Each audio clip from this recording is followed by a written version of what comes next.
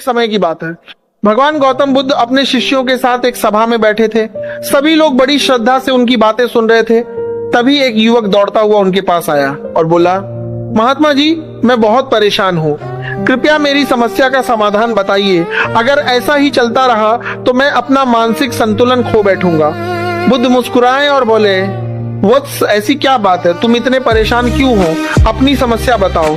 युवक बोला, भगवान, मेरे मन में बार बार अनावश्यक चिंताएं आती रहती हैं। मैं जानता हूं कि उनमें से कई बातें जरूरी भी नहीं है, लेकिन फिर भी मैं उनके बारे में घंटों सोचता रहता हूं। कभी कभी तो रात भर नींद भी नहीं आती। भगवान, मैं जानता हूं कि चिंता करने से कुछ नहीं बदलता, फिर भी मन बार बार उसी तरफ चला जाता है। कृपया बताइए कि मैं इन चिंताओं से कैसे मुक्त हो सकता हूँ। बुद्ध मुस्कुराए और बोले, बस इतनी सी बात। अच्छा, मैं तुम्हें एक कहानी सुनाता हूँ। एक बार एक भिखारी एक सेठ के घर पहुंचा और बोला, सेठ जी, कुछ दान दे दीजिए। सेठ बाहर आया और अपनी जेब टटोलने लगा। उसने एक जेब देखी, फिर दूसरी जेब देखी, लेकिन उसके पास देने के लिए कुछ भी नहीं था।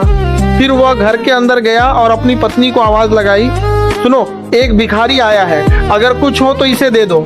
लेकिन अंदर से कोई जवाब नहीं आया। सेठ ने इधर उधर देखा तो पास में एक थाली रखी हुई थी। उसने बिना ज्यादा सोचे वो थाली उठाई और भिखारी को दान में दे दी। भिखारी खुश होकर वहां से चला गया। कुछ देर बाद सेठ की पत्नी आई। सेठ ने कहा, अभी एक भिखारी आया था, मैंने उसे वह थाली दान में दे दी। अभी एक भिखारी आया था, मैंने उसे वह थाली। ये सुनते ही पत्नी घबरा गई और बोली, क्या तुम्हें पता भी है तुमने क्या कर दिया? वो साधारण थाली नहीं थी, वो चांदी की कीमती थाली थी। पत्नी की बात सुनकर सेठ तुरंत घर से बाहर निकला और भिखारी को ढूंढने लगा। काफी दूर जाने के बाद उसे भिखारी दिखाई दिया। सेठ ने दूर से आवाज लगाई, अरे भाई जरा रुको। भिखारी रुक गया और बोला, क्या हुआ सेठ जी? सेठ ने कहा, मैं सिर्फ तुम्हें ये बताने आया हूँ कि जो थाली मैंने तुम्हें दी है वह चांदी की है। उसे किसी सस्ते दाम पर मत बेच देना, वरना तुम्हारा बड़ा नुकसान हो जाएगा।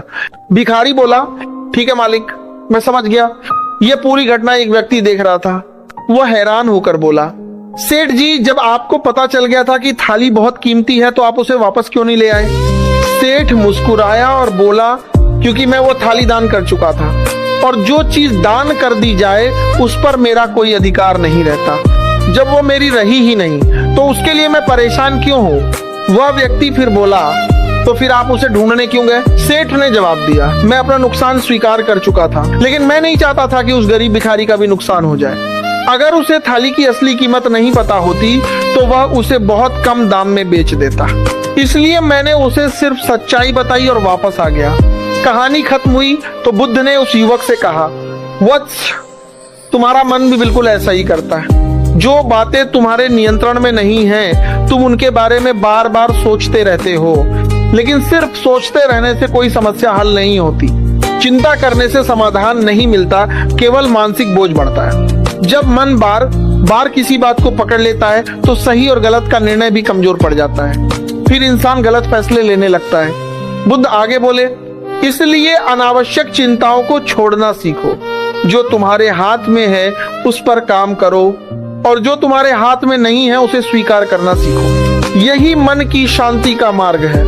युवक को अपनी गलती समझ आ गई।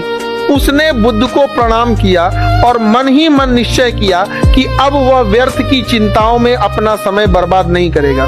दोस्तों, हम में से ज्यादातर लोग अपनी जिंदगी में उन्हीं बातों को लेकर परेशान रहते हैं जिनका कोई समाधान हमारे हाथ में नहीं होता। याद रखिए, चिंता करने से समस्या छोटी नहीं होती, लेकिन आपका मन जरूर कमजोर हो जाता है। इसलिए चिंता नहीं, चिंतन कीजिए। समस्या पर नहीं, समाधान पर ध्यान दीजिए। यही गौतम बुद्ध की सीख है। अगर कहानी अच्छी लगी हो तो वीडियो को लाइक और शेयर जरूर करें, और ऐसे ही ज्ञानवर्धक वीडियो के लिए चैनल को सब्सक्राइब करना ना भूलें। धन्यवाद।